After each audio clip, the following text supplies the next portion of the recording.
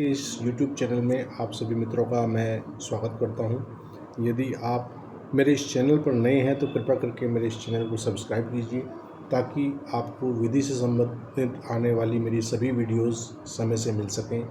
धन्यवाद। चलिए करते हैं शुरू आज की क्लास। जी good evening class. Good evening sir. जी कैसे हैं आप सब? Good evening sir. Very good evening to all of you. देखिए कल की क्लास में हमने अध्याय 10 स्टार्ट किया था और कुछ टेक्निकल इश्यूज़ की वजह से क्लास डिस्टर्ब हो गई थी, तो अध्याय 10 को हम रिपीट करेंगे। जो एक दो सेक्शन हो गए थे उनको दोबारा पढ़ते हैं और शुरू करते हैं आज की क्लास। तो अध्याय जो 10 है भाई हमारा, ये लोक व्यवस्था और प्रशांति बनाए रखने के विषय में जो प्रक्रियाएं हैं उनके बारे में बात कर रहा है। और लोक प्रशांति, लोक व्यवस्था आप सभी जानते हैं।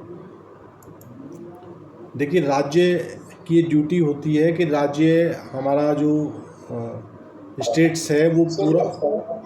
जी सबजीत सर नमस्कार। नमस्कार। कौन सा सेक्शन पढ़ाया? हाँ अध्याय 10 शुरू किया हमने, रिपीट किया है। कल की क्लास में डिस्टरबेंस हो गया था तो जी सर। हाँ, तो राज्य का ये दायित्व है कि वो जो पब्लिक है, पब्लिक में एक शांति व्यवस्था, लॉ एंड ऑर्डर की सिचुएशन को बहाल करे, उसको अव्यवस्थित होने से बचाए। कई परिस्थितियां ऐसी हो जाती हैं कि जहां कोई ऐसा विधि विरुद्ध जमाव हो जाता है जिससे लोक प्रशांति को खतरा है, तो तब क्या राज्य क्या करेगा, कैसे कैसे स्टेप लेगा, उसके लिए अध्याय 10 के बारे में बताया गया है। विधि विरुद्ध जमाव हम आईपीसी में पढ़ के आए हैं। विधि विरुद्ध जमाव आईपीसी की किस धारा में हमने पढ़ा है? फिरोज खान आप बताइए, आईपीसी की किस धारा में हमने विधि विरुद्ध जमाव को पढ़ा है? 144 सेक्शन 144। एनु क्या सही बता रहे हैं फिरोज? सर नहीं, 141 में है। 141 में है फिरोज। जी सर। आईपीसी के 141 में बताया गया है विधि विरुद्ध जमाव। तो 129 जो सीआरपीसी का है वो कह रहा है dispersal of assembly by use of civil force. ठीक है, सिविल बल के प्रयोग के द्वारा जमाव को तितर बितर करना। तो ये जो जमाव शब्द आया है इस धारा के हेडिंग में, ये एक्चुअली जो जमाव है ये विधि विरुद्ध जमाव की ही बात कर रहा है। ठीक है, अगर विधि सम्मत कोई जमाव है तो उससे कोई लोक प्रशांति को खतरा होने की संभावना नहीं होती। खतरा किससे होगा? जो विधि विरुद्ध जमाव होगा। देखते हैं 129 का सबसेक्शन 1 क्या कह रहा है। ये कह रहा है any executive magistrate or officer in in charge of a police station in the absence of such officer in charge any police officer not below the rank of a sub inspector may command any unlawful assembly or any assembly of 5 or more persons likely to cause a disturbance of the public peace to disperse, and it shall thereupon be the duty of the members of such assembly to disperse accordingly.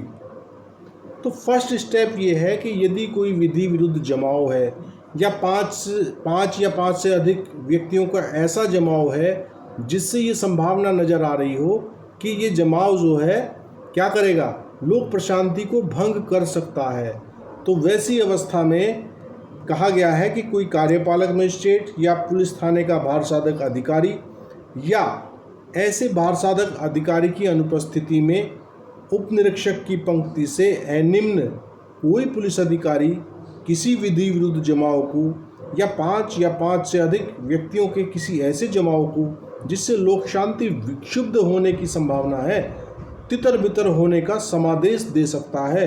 और तब ऐसे जमाव के सदस्यों का यह कर्तव्य होगा कि वे तदनुसार तितर बितर हो जाएं, डिस्पर्स हो जाएं, छिन्न भिन्न हो जाएं, वहाँ से हट जाएं। तो पहला जो स्टेप 129 की उपधारा 1 में बताया गया है वो स्टेप है कि उनको बोलकर बताया जाएगा, कमांड करके बताया जाएगा कि भाई आप लोग यहाँ से हट जाइए। ठीक है भाई, कई बार देखा होगा आपने कि वो माइक पे बोलते हैं किसी ऐसे स्थान पे कि भाई ये आप लोग जो यहाँ इकट्ठे हो रहे हैं ये अनलॉफुल असेंबली है और आप लोगों को यहाँ से आदेशित किया जाता है कि आप यहाँ से हट जाइए। और ऐसा आदेश मिलने पर वो जो सभा के सदस्य हैं वो ड्यूटी बाउंड हैं कि वो वहाँ से ऐसा समादेश मिल जाने पर वहाँ से हट जाए। कल्पना क्लियर है? 129 का सबसेक्शन 1 क्लियर है? जी सर। अब पहला जो उपधारा 1 में अगर कोई समादेश दिया गया और समादेश देने के बाद वो जमाव छिन्न भिन्न हो गया तो उपधारा 2 की आवश्यकता ही नहीं पड़ेगी। उपधारा 2 की आवश्यकता कब पड़ेगी? जब उपधारा 1 के अधीन दिए गए समादेश को वो ना माने और वैसा आदेश ना मानकर वहाँ उपस्थिति अपनी बनाए रखें, उस जमाव को एज इट इज रखें। क्लियर है फिरोज? जी सर। सेकंड कह रहा है कि if upon being so commanded any such assembly does not disperse. ठीक है, तो आ गया ना पहली लाइन में कि if upon being so commanded any such assembly does not disperse और if without being so commanded it conducts itself in such a manner as to show a determination not to disperse। ठीक है, any executive magistrate और police officer referred to in subsection 1, तो अधिकारी वही रहेंगे जो उपधारा 1 में बताए गए हैं। कौन कौन बताए गए हैं उपधारा 1 में? कल्पना, कौन कौन से अधिकारी बताए गए हैं? सर, कार्यपालक मजिस्ट्रेट, पुलिस थाने का वारसाधक अधिकारी, अगर वह अनुपस्थित है तो उप निरीक्षक की पंक्ति से निम्न का कोई पुलिस अधिकारी। बहुत बढ़िया, ये आपसे प्रीलिम्स में भी पूछा जा सकता है। ठीक है, 3 अधिकारी ये दे देंगे, एक इनसे इतर दे देंगे, नेगेटिव फॉर्म में सवाल पूछा जा सकता है। ठीक है, तो आप लोगों ने अगर ये अच्छे से समझ लिया तो आप उस सवाल का बिल्कुल उचित जवाब देंगे। तो क्या कहा गया? Sub section 1 may proceed to disperse such assembly by force and may require the assistance of any male person not being an officer और member of the armed forces and acting as such for the purpose of dispersing such assembly and if necessary arresting and confining the persons who form part of it in order to disperse such assembly or that they may be punished according to law। ठीक है, तो धारा 2 का Hindi version देखते हैं। ये कह रहा है कि यदि ऐसा समादेश दिए जाने पर ऐसा कोई जमाव तितर बितर नहीं होता है। मैंने पहले ही बताया था कि अगर उपधारा 1 के अधीन कमांड पर, समादेश पर मानकर ही वो विधि विरुद्ध जमाव तितर बितर हो जाए तो उपधारा 2 की आवश्यकता ही नहीं पड़ेगी। उदाहरण के तौर पर मैं आपको समझाऊं कि यदि क्लास कोई चल रही है और उस क्लास में बच्चे उद्दंडता कर रहे हैं, शोर मचा रहे हैं, हल्ला गुल्ला कर रहे हैं, दंगा कर रहे हैं, ऐसे बोलते हैं ना, तो वैसी अवस्था में यदि टीचर ने आके एक उनको डांट लगाई कि चुप बैठ जाओ अपने स्थान पे यथास्थिति, तो वो चुप बैठ गए, क्लास में शांति बन गई, तो टीचर को फिर ज्ञानदायिनी उठाने की आवश्यकता नहीं पड़ती। ज्ञानदायिनी तो आप सभी समझते होंगे। जी सर। क्या होता है? Good evening sir. Very good evening. क्या होता है? कौन सा सेक्शन पढ़ा रहे हैं सर? सॉरी मैं थोड़ा लेट हो गई। हाँ कोई बात नहीं, हम अध्याय 10 को हमने रिपीट किया है। कल की क्लास डिस्टर्ब हो गई थी, आवाज़ क्लियर नहीं जा रही थी, तो इस वजह से अध्याय 10 को शुरू से किया है और 129 सेक्शन का सब सेक्शन 2 पढ़ रहे हैं। ठीक है, तो क्या होता है ज्ञानदायिनी? कल्पना। सर, जिससे स्टूडेंट की पिटाई होती है। डंडा जी। तो भाई टीचर फिर अगला स्टेप तो तभी उठाएगा ना अगर पहले स्टेप काम ना करे। उसी प्रकार 129 का यदि उपधारा 1 वाला ही प्रयोग काम कर देता है तो प्रयोग 2 की आवश्यकता ही नहीं पड़ेगी, उपधारा 2 की आवश्यकता ही नहीं पड़ेगी। तो उपधारा 2 कह रही है कि यदि ऐसा समादेश दिए जाने पर ऐसा कोई जमाव तितर बितर नहीं होता है, या यदि ऐसे समादेश तो हुए बिना वह इस प्रकार से आचरण करता है जिससे उसका तितर बितर न होने का निश्चय दर्शित होता है। तो ये दूसरी अवस्था भी बता दी कि समादेश उपधारा 1 का समादेश ना दिया गया हो और तब उनके आचरण से ही ऐसा प्रतीत हो रहा है कि ये लातों के भूत है, बातों से नहीं मानेंगे। ठीक है, वो कंडीशन भी आ गई यहाँ। ठीक है, जिससे उसका तितर बितर न होने का निश्चय दर्शित होता है। तो उपधारा 1 में निर्दिष्ट कोई कार्यपालक मजिस्ट्रेट या पुलिस अधिकारी उस जमाव को बल द्वारा तितर बितर करने की कार्रवाई कर सकता है और किसी पुरुष से जो सशस्त्र बल का अधिकारी या सदस्य नहीं है और उस नाते कार्य नहीं कर रहा है, ऐसे जमाव को तितर बितर करने के प्रयोजन के लिए और यदि आवश्यक हो तो उन व्यक्तियों को और जो उनमें सम्मिलित हैं इसलिए गिरफ्तार करने और प्ररुद्ध करने के लिए कि ऐसा जमाव तितर बितर किया जा सके या उन्हें विधि के अनुसार दंड दिया जा सके, सहायता की अपेक्षा कर सकता है। तो यहाँ 129 में सिविल बल का प्रयोग किया गया है। यहाँ आर्म्ड फोर्सेस का इस्तेमाल 129 में नहीं किया जाएगा। आर्म्ड फोर्सेस का इस्तेमाल तब किया जाएगा जब सिविल बल असमर्थ हो जाए वैसे विधि विरुद्ध जमाव को तितर बितर करने में। क्लियर है अनु? Yes sir. जी। सरजीत शर्मा, नेक्स्ट सेक्शन जो इसका नेक्स्ट सेक्शन जो इसका है वो 130 है। वो बात कर रहा है use of arm forces to disperse assembly. तो स्टेप बाय स्टेप बढ़ रहे हैं हम। 129 के पार्ट फर्स्ट में हमने पढ़ा कि वो केवल समादेश देंगे। नंबर 2 में पढ़ा कि अगर समादेश पे नहीं मान रहे हैं और ऐसा लगता है कि समादेश का इन पर कोई असर ही नहीं पड़ेगा तो डायरेक्ट उपधारा 2 का भी प्रयोग किया जा सकता है। ठीक, तो अब स्थिति ये हुई कि ना उपधारा 1 चली 29 की 129 की और ना उपधारा 2 काम आई। अब 130 में फिर स्टेप अगला उठाना पड़ेगा यदि मामला गंभीर है। तो ये कह रहा है कि use of armed forces to disperse assembly. ये कह रहा है if any such assembly cannot be otherwise dispersed. Otherwise कहाँ से? 129 की 1 से और 2 से। ठीक है, and if it is necessary for the public security that it should be dispersed the executive magistrate of the highest rank who is the present may cause it to be dispersed by the armed forces. तो उपधारा 130 का 1 ये कह रही है कि यदि कोई ऐसा जमाव अन्यथा तितर बितर नहीं किया जा सकता है और यदि लोक सुरक्षा के लिए यह आवश्यक है कि उसको तितर बितर किया जाए तो उच्चतम पंक्ति का कार्यपालक मजिस्ट्रेट जो उपस्थित हो सशस्त्र बल द्वारा उसे तितर बितर करा सकता है। तो यहाँ शर्त क्या बताई है कि जो एग्जीक्यूटिव मजिस्ट्रेट है वो हायर रैंक का वहाँ जो प्रेजेंट है हायर रैंक वाला आदेश देगा। समझ आया अनु?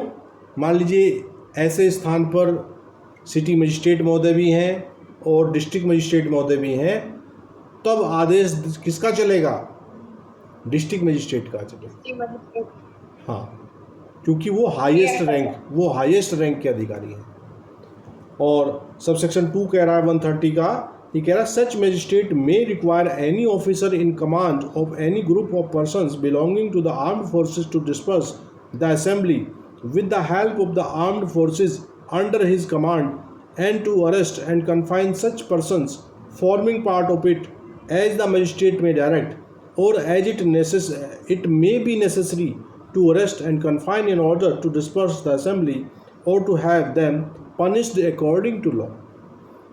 ठीक है, ये कह रहा है कि ऐसा मजिस्ट्रेट किसी ऐसे अधिकारी से जो सशस्त्र बल के व्यक्तियों की किसी टुकड़ी का समादेशन कर रहा है।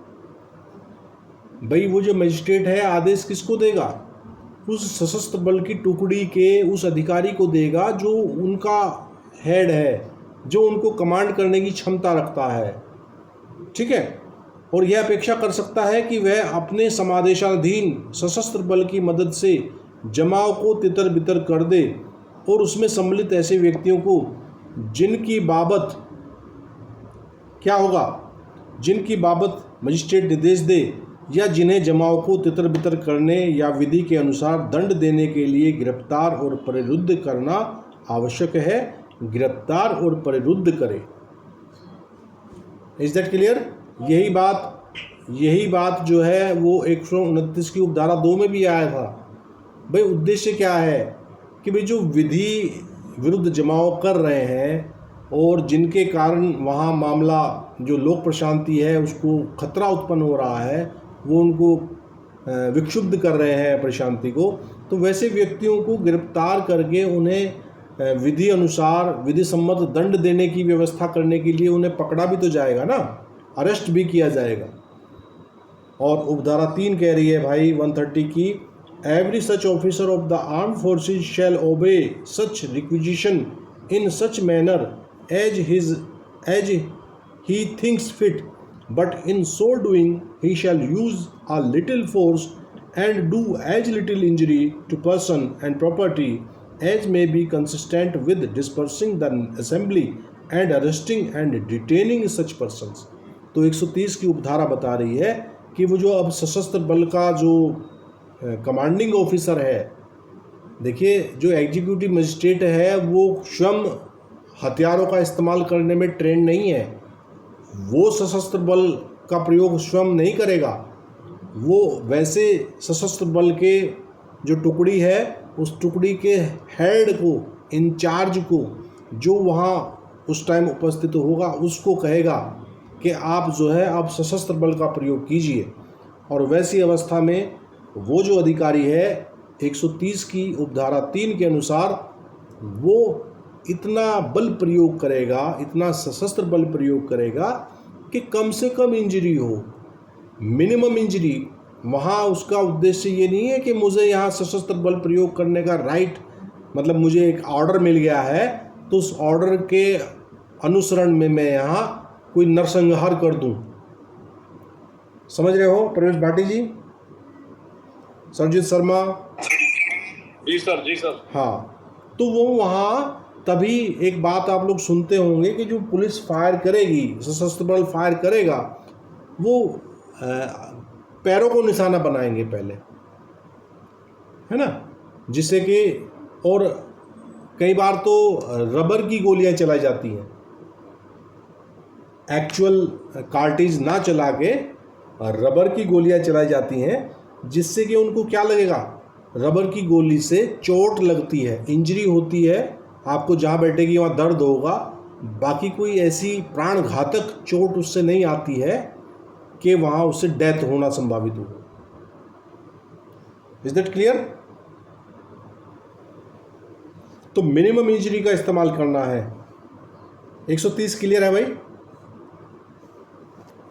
और 131 कह रहा है power of certain armed force officers to disperse assembly. 131 बात कर रहा है कि when the public security is manifestly endangered by any such assembly and no executive magistrate can be communicated with, any commissioned or gazetted officer of the armed forces may disperse such assembly with the help of the armed forces under his command and may arrest and confine any persons forming part of it in order to disperse such assembly, or that they may be punished according to law.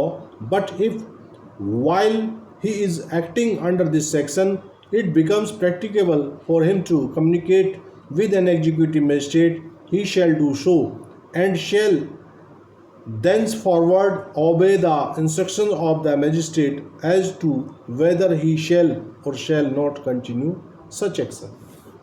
देखिए 131 उस अवस्था की बात कर रहा है जहां आपके पास तत्काल एग्जीक्यूटिव मजिस्ट्रेट उपलब्ध ना हो। समझ आया कल्पना? जी सर। भाई आवश्यक नहीं है कि वहाँ तत्काल कोई एग्जीक्यूटिव मजिस्ट्रेट उपलब्ध हो, और ये भी संभव कई बार नहीं हो पाता है कि कार्यपालक मजिस्ट्रेट से संपर्क हो पा रहा हो। तब वैसी अवस्था में क्या स्टेप लिए जाएंगे ये 131 बता रहा है।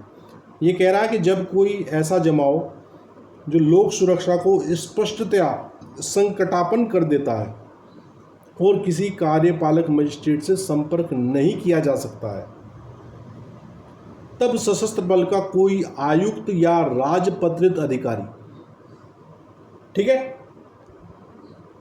अब ये दो बातें आई हैं यहाँ, एक तो आयुक्त या राजपत्रित अधिकारी, इससे क्या समझ आ रहा है आपको सदप?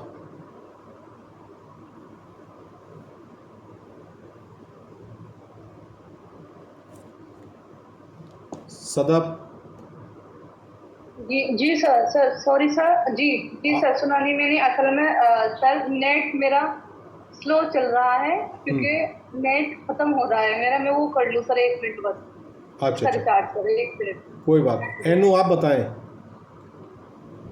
यहाँ शब्दावली आई है आयुक्त या राजपत्रित अधिकारी। जब तक आप इसे क्लियरली नहीं समझोगे 131 आपको पल्ले नहीं पड़ेगा। सर ये राजपत्रित अधिकारी तो वो है जो आईपीएस रैंक का कोई ऑफिसर है। नहीं, बिलो द आईपीएस रैंक भी होते हैं, जैसे कि हमारे जो डिप्टी एसपी होते हैं वो भी राजपत्रित अधिकारी होते हैं। पुलिस विभाग में उसका कोई कमिश्नर, आयुक्त तो सर कमिश्नर ही होता है ना। इंस्पेक्टर से ऊपर का जो पद शुरू हो जाता है पुलिस डिपार्टमेंट में वो राजपत्रित अधिकारी होता है। वो either he could be IPS officer और he could be a PPS officer. Clear है प्रवेश भाटी? जी सर। हाँ। और ये जो आयुक्त शब्द आया है ये एक्चुअली कमीशन्ड ऑफिसर की बात कर रहा है, यहाँ ये कमिश्नर की बात नहीं कर रहा है नो। इसको आप मिसकंसेप्शन में ना जाएं।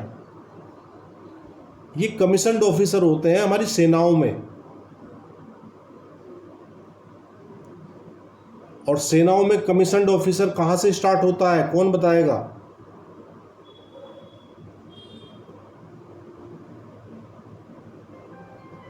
कल्पना।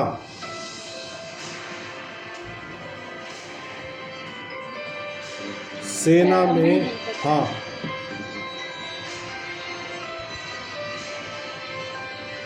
जी, सबसे जो जूनियर ऑफिसर कमीशन्ड होता है सेना में वो लेफ्टिनेंट होता है, और लेफ्टिनेंट से ऊपर जो अधिकारी हैं वो सारे कमीशन्ड ऑफिसर हैं। सर ये जो सीडीएस और एनडीए वगैरह करके निकलते हैं सर, ये कमीशन ऑफिसर। हाँ, ये कमीशन प्राप्त करते हैं, इनको कहा जाता है कमीशन्ड ऑफिसर। तो यहाँ उन्होंने दोनों चीज़ों को कवर कर दिया कि जो सशस्त्र बल है वो अगर पुलिस से रिलेटेड है तो वहाँ किसी मजिस्ट्रेट की अनुपस्थिति में कौन हो सकता है? उसका राजपत्रित अधिकारी होना चाहिए। और यदि वो जो सशस्त्र बल है यदि वो सेना से संबंधित है तो वहाँ कोई ऐसा व्यक्ति होना चाहिए जो कमीशन्ड ऑफिसर है। तो वो लोग जो है मजिस्ट्रेट की अनुपस्थिति में क्या करेंगे? तो कह रहा कि तब सशस्त्र बल का कोई आयुक्त या राजपत्रित अधिकारी ऐसे जमाओं को अपने समादेशाधीन सशस्त्र बल की मदद से तितर बितर कर सकता है। देखिए वहाँ स्थिति इतनी गंभीर है कि वहाँ मजिस्ट्रेट साहब की उपस्थिति का यदि हम वेट करें तो वेट करने में वो जो विधि विरुद्ध जमाव है वो कोई भयंकर नुकसान कर सकता है। ठीक है, शुरुआत में बताया गया है कि ऐसा लोक सुरक्षा को स्पष्टतः संकटापन्न कर देता है। तो स्पष्टतः दिख रहा है कि मजिस्ट्रेट साहब को अगर आने में आधा घंटा लग गया, 1 घंटा लग गया, 10 मिनट लग गए, तब तक अगर इन पर बल प्रयोग ना किया गया तो ये तो यहाँ बिल्कुल क्या करेंगे? विध्वंस उठा देंगे। तो वैसी परिस्थिति में 131 ये अलाउ करता है कि मजिस्ट्रेट की अनुपस्थिति में सशस्त्र बल का कोई राजपत्रित अधिकारी या कोई कमीशन्ड ऑफिसर भी जो है अपने समादेशाधीन जो उनके अंडर में जो बल है उस बल का प्रयोग करके वैसे विधि विरुद्ध जमाव को तितर बितर कर सकता है। Is that okay? ठीक है, तितर बितर कर सकता है। और ऐसे किन्हीं व्यक्तियों को उसमें सम्मिलित हों ऐसे जमाव को तितर बितर करने के लिए या इसलिए कि उन्हें विधि के अनुसार दंड दिया जा सके गिरफ्तार और परिरुद्ध कर सकता है। किंतु यदि उस समय जब वह इस धारा के अधीन कार्य कर रहा है कार्यपालक मजिस्ट्रेट से संपर्क करना उसके लिए साध्य हो जाता है तो वह ऐसा करेगा, और तदंतर इस बारे में कि वह ऐसी कार्रवाई चालू रखे या ना रखे मजिस्ट्रेट के अनुदेशों का पालन करेगा।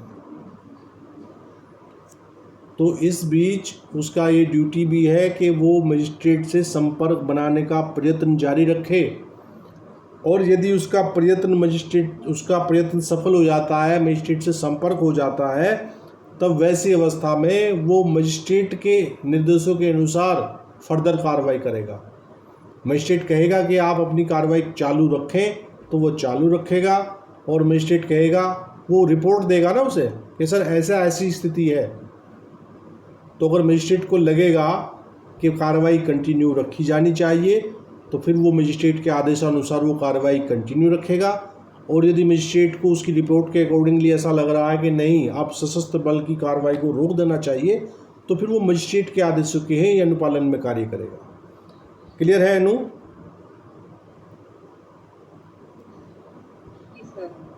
जी। फिरोज, सरजीत, 131 अच्छे से समझ आ गया भाई? कोई डाउट तो नहीं है किसी किस्म का? जी सर, क्लियर है सर। चलिए, क्लियर है सर। अब 132 सर बस 131 जो है सर वो मजिस्ट्रेट के अनुपस्थिति में पावर है। हाँ, वो एक तरह से मजिस्ट्रेट की पावर को अस्थायी रूप से प्रयोग में लाने की क्षमता दी गई है यहाँ भाई। आयुक्त और सशस्त्र बल का कोई भी राजपत्रित हो, हाँ, राजपत्रित हो या आयुक्त हो, मतलब कमीशन्ड ऑफिसर, कमीशन्ड ऑफिसर होगा। हाँ जी सर, ये इसका शॉर्टकट हो गया, शॉर्टकट निकाल रहा हूँ आजकल बस। वेरी गुड, जो चंद लाइन में समझ आ जाए सर। हाँ, नहीं, यही तरीके होते हैं कि अपने याद रखने के लिए आप अपनी तरकीब बना सकते हैं। जी सर, जी ठीक है डियर। अब 132 जो है वो बात कर रहा है protection against prosecution for acts done under proceeding sections. तो यहाँ अब ये जो लोग ऐसा कार्य करेंगे तो यदि इनको संरक्षण प्राप्त ना हो, अब इनके खिलाफ मुकदमेबाजी जुड़ जाएगी ऐसे तो 132 ने ये कहा है कि भाई जो पूर्ववर्ती धाराओं के अधीन किए गए कार्य हैं उनके लिए अभियोजन से संरक्षण दिया गया है 132 में। कल्पना समझ आ रहा है 132 में क्या कह रहा है? हेडिंग समझ आ गया इसका? जी सर। क्या समझ आया है जरा बताइए एक बार। सर इसमें जो पूर्ववर्ती धाराएं बताई हैं, जो 129 है, 130 है, 131 है, 3 धाराओं में हमने समझा है कि वहाँ क्या होगा भाई, जब बल प्रयोग किया जाएगा तो किसी को चोट भी लगेगी, हो सकता है किसी की मृत्यु भी हो जाए, हो सकता है कोई अपंग भी हो जाए। तो वैसी अवस्थाओं में वो व्यक्ति जो है, यदि वो जो कृत्य हुआ है उनके साथ, उस व्यक्ति के खिलाफ कोई मुकदमेबाजी, कोई प्रोसिक्यूशन लेके खड़ा नहीं हो पाएगा, क्योंकि 132 सेव करता है, 132 उनका बचाव करता है। तो देखते हैं क्या कहता है 132। ये कह रहा है no prosecution against any person for any act purporting to be done under section 129, section 130 और section 131 shall be instituted in any criminal court except। तो जो इसकी उपधारा 1 है उसने साफ साफ मना कर दिया है कि इस प्रकार जो 129, 130 और 131 के अधीन कार्रवाई करने वाला व्यक्ति है उसके खिलाफ कोई प्रोसिक्यूशन, कोई अभियोजन नहीं चला जाएगा। साथ ही साथ कहा है कि एक्सेप्ट, यानी कि एक्सेप्शन भी है उसके। ये कह रहा है a with the sanction of the central government where such person is an officer और member of the armed forces. वो कह रहा है कि जहाँ की व्यक्ति सशस्त्र बल का कोई अधिकारी या सदस्य है वहाँ केंद्रीय सरकार की मंजूरी के बिना संस्थित नहीं किया जाएगा। यानी कि अगर कोई प्रयास करेगा भी तो पहले केंद्र सरकार की अनुमति उसके लिए होनी चाहिए, तभी प्रोसिक्यूशन लाया जा सकेगा। और बी कह रहा है with the sanction of the state government in any other case. और ये कह रहा है कि अगर कोई अन्य मामला है तो वैसी अवस्था में राज्य सरकार की मंजूरी की आवश्यकता पड़ेगी। Is that clear?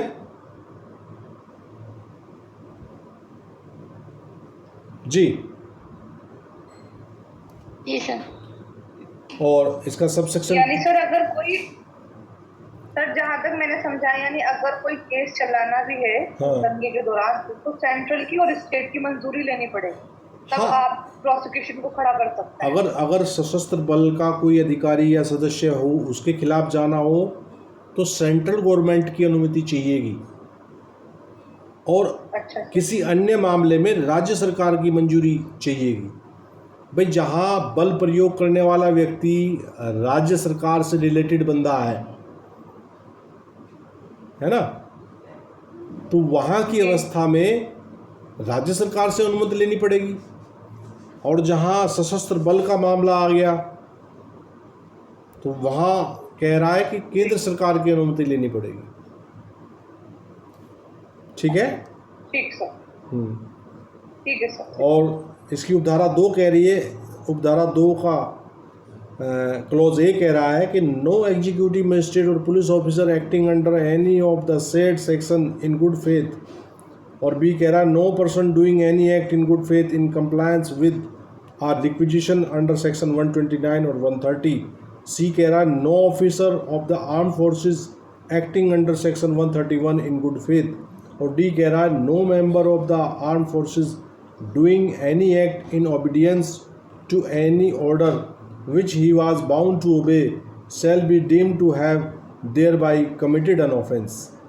तो देखिए उपधारा 2 की क्या कह रही है कि उक्त धाराओं में से किसी के अधीन सद्भाव पूर्वक कार्य करने वाले किसी कार्यपालक मजिस्ट्रेट या पुलिस अधिकारी के बारे में, और धारा 129 या धारा 130 के अधीन अपेक्षा के अनुपालन में सद्भाव पूर्वक कार्य करने वाले किसी व्यक्ति के बारे में, या धारा 131 के अधीन सद्भावपूर्वक कार्य करने वाले सशस्त्र बल के किसी अधिकारी के बारे में, या घा कह रहा है कि सशस्त्र बल का कोई सदस्य जिस आदेश का पालन करने के लिए आबद्ध हो उसके पालन में किए गए किसी कार्य के लिए उस सदस्य के बारे में यह न समझा जाएगा कि उसने उसके द्वारा कोई अपराध किया है।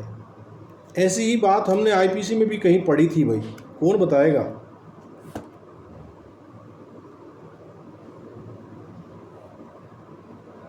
आईपीसी में भी कुछ ऐसी ही इसी प्रकार के टेस्ट की कोई बात आई थी जो हम यहाँ चख रहे हैं। कहाँ आई थी एनो?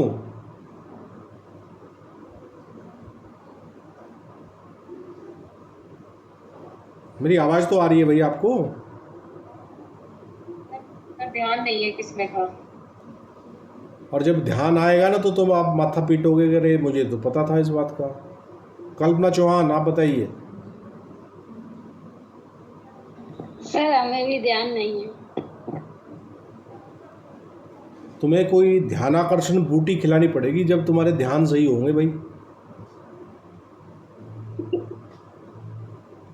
अरे जब हम जनरल एक्सेप्शन पढ़ रहे थे तो वहाँ एक इलस्ट्रेशन आया था।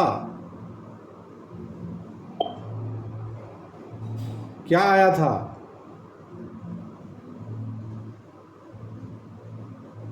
अब भी ध्यान नहीं आया? इतना हिंट मिलने के बाद तो आपका दिमाग की बत्ती जल जानी चाहिए थी, है नो?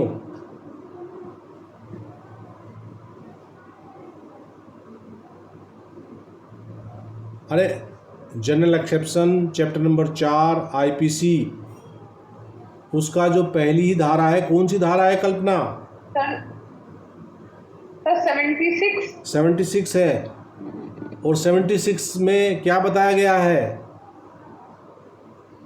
सर इसमें सर वो है कि विधि द्वारा भूल और तथ्य की भूल के कारण बताया हुआ है। अगर आप आबद्ध हैं उसको किसी कोई कार्य करने के लिए तो आपको ये नहीं कहा जाएगा कि आपने कोई अपराध किया है, यानी कि उस कार्य को करने के लिए आप पीछे से मतलब आपको कमांड मिली हुई है, अगर आप उसको कार्य को कर रहे हैं तो आपको ये नहीं कहा जाएगा कि आपने अपराध किया है, और यहाँ विधि के अंडर में काम कर रहे हैं। मान लीजिए किसी कमांड के अधीन मजिस्ट्रेट ने आदेश दिया सशस्त्र बल के किसी टुकड़ी के अधिकारी को, और टुकड़ी का अधिकारी अपनी टुकड़ी को आदेश देगा, और टुकड़ी का जो बेचारा कर्मचारी है, जो मेरा वहाँ सिपाही है, सैनिक है, कांस्टेबल है, हेड कांस्टेबल है, कोई भी है, वो उस आदेश के समादोशन में जो है कार्य कर रहा है और उसने गोली चला दी और गोली चलने से कोई व्यक्ति मर गया, तो यहाँ यही तो बताया जा रहा है।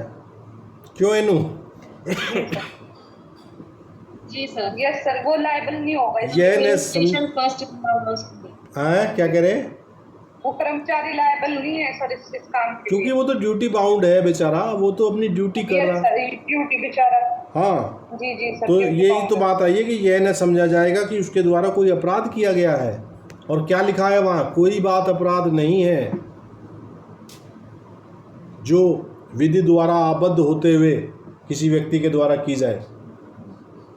तो एनू ये तो याद था ना आपको? कल्पना को भी याद था? जी सर, लेकिन ध्यान नहीं था, याद था। सर ये तो आपने पहले ही बता दिया था कि जब आप बताएंगे तो जाहिर सी बात है कि हम अपना स्तर ऐसे बोलेंगे, क्या करेंगे कि हाँ हमें पता था। हाँ, कुछ सामान्य सी बातें होती हैं कि उनको आप लोग, पता क्या है समस्या ये है कि आप क्लास में कई बार पता होते हुए भी आदमी इस वजह से चुप रह जाता है कि कहीं मैं गलत ना बोलूं, गलत ना बोल जाऊं। अरे तुम लोग अगर गलत बोल भी गए तो कौन सी आफत आ जाएगी भाई? अगर तुम इतने सही होते तो यहाँ कोचिंग में क्या कर रहे होते, ये बताओ। यहाँ करेक्टनेस के लिए तो आए हुए हो। मैं मान रहा हूँ कि देखो ये विधि है, और यहाँ विधि में ना मैं मास्टर हूँ ना आप मेरे स्टूडेंट हैं। यहाँ हम दोनों ही विधि के छात्र हैं। आप भी विधि के छात्र हैं, मैं भी विधि का छात्र हूँ। तो कानून तो इतना बड़ा महासमर है कि इसमें हमेशा सुधार की गुंजाइश हर दिन, हर समय, हर पल बनी रहती है। और आप इसको जितनी बार मथोगे उतनी बार नया मक्खन निकाल के लाओगे। ये नहीं है कि एग्जॉस्ट हो गया ये। सर एक डिफरेंस तो है ना, अपर क्लास के छात्र हैं और आप हायरार्की में ऊपर से और हम हायरार्की में नीचे से हैं। नहीं, हायरार्की वो आप कह सकते हैं, लेकिन हम लोग देखो यहाँ जब हम कानून पढ़ रहे होते हैं ना, तो हमें कानून की जो हमारे, चूँकि यहाँ रिटिन लॉ है, हमारे यहाँ हर चीज़ रिटिन में है, लिखित है। तो लिखित में वही सीआरपीसी का बेरेक्ट आपके पास है, वही सीआरपीसी का बेरेक्ट मेरे पास है। बस उसको समझना कैसे है, ये मिलजुल के हम प्रयास करते हैं। कई बार हम लोग अगर सेल्फ पढ़ते हैं ना किसी चीज़ को, तो हमने अगर कोई मिसकंसेप्ट क्रिएट कर लिया अपने दिमाग में, है ना, तो वो मिसकंसेप्शन में ही आदमी, समझ रहे हो ना मामले को? Yes sir. तो मिसकंसेप्शन ना बने इसलिए एक तरह से ग्रुप स्टडी का प्लेटफॉर्म हम लोग तैयार कर रहे हैं। और इसकी उपधारा 3 देख लेते हैं। कह रहा है कि in this section and in the proceeding section of this chapter, इस सेक्शन में और पूर्ववर्ती धाराओं में क्या कहा गया है? A, the expression armed forces means the military, naval and air forces operating as land forces and includes any other armed forces of the union so operating. तो जो यहाँ सशस्त्र बल आ रहा है, आर्म्ड फोर्सेस शब्द आ रहा है, उसको यहाँ इन्होंने एलोबरेट करके बताया है, समझाया है। ये कह रहा कि सशस्त्र बल पद से भूमि बल के रूप में क्रियाशील सेना, नौसेना, वायुसेना अभिप्रेत है, और इसके अंतर्गत इस प्रकार क्रियाशील संघ के अन्य सशस्त्र बल भी हैं। तो सेनाओं के तीनों अंग यहाँ बता दिए सशस्त्र के रूप में, और उनके अलावा कुछ और भी केंद्र सरकार के द्वारा इस निमित्त बनाए गए, जैसे सीआरपीएफ है, आईटीबीपी है, बीएसएफ है। ठीक है, समझ रहे हो ना? और इसीलिए केंद्र सरकार की मंजूरी उनके लिए ज़रूरी बताई है 132 के उपधारा 1 के क्लॉज के में।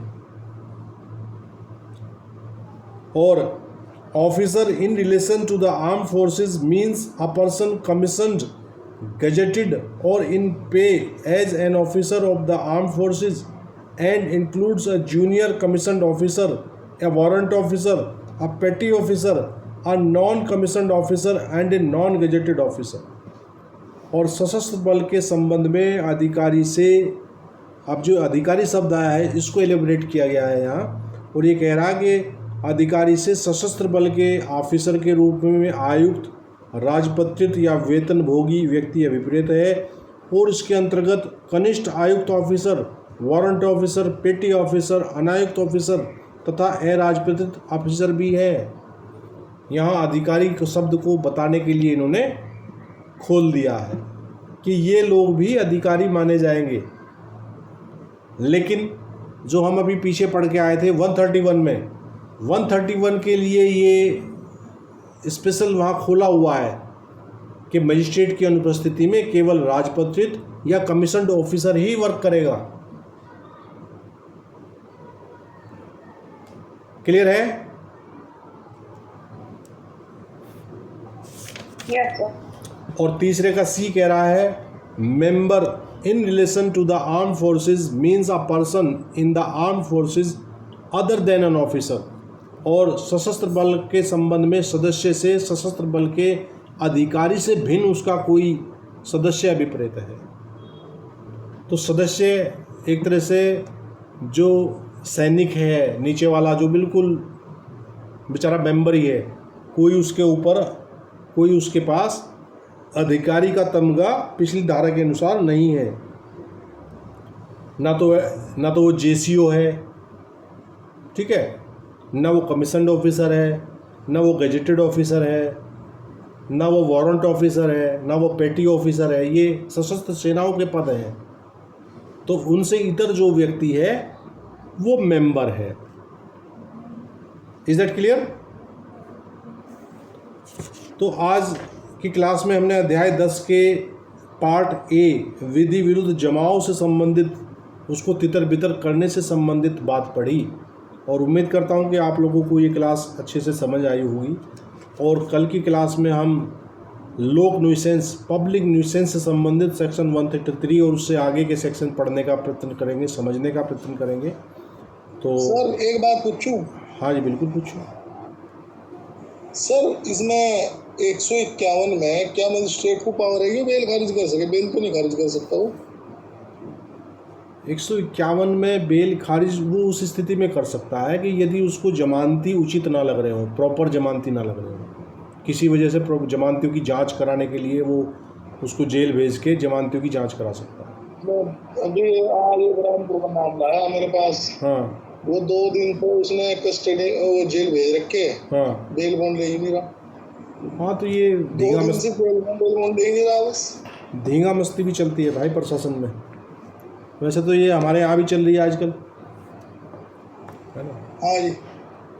तो चलिए सभी को शुभ रात्रि, गुड नाइट, शब खैर, ऑल द बेस्ट, जय हिंद, जय भारत। मिलते हैं अगली क्लास में। और भरत सर का मैसेज आ जाएगा, अगर वो क्लास लेंगे तो लिंक आ जाएगा उनका।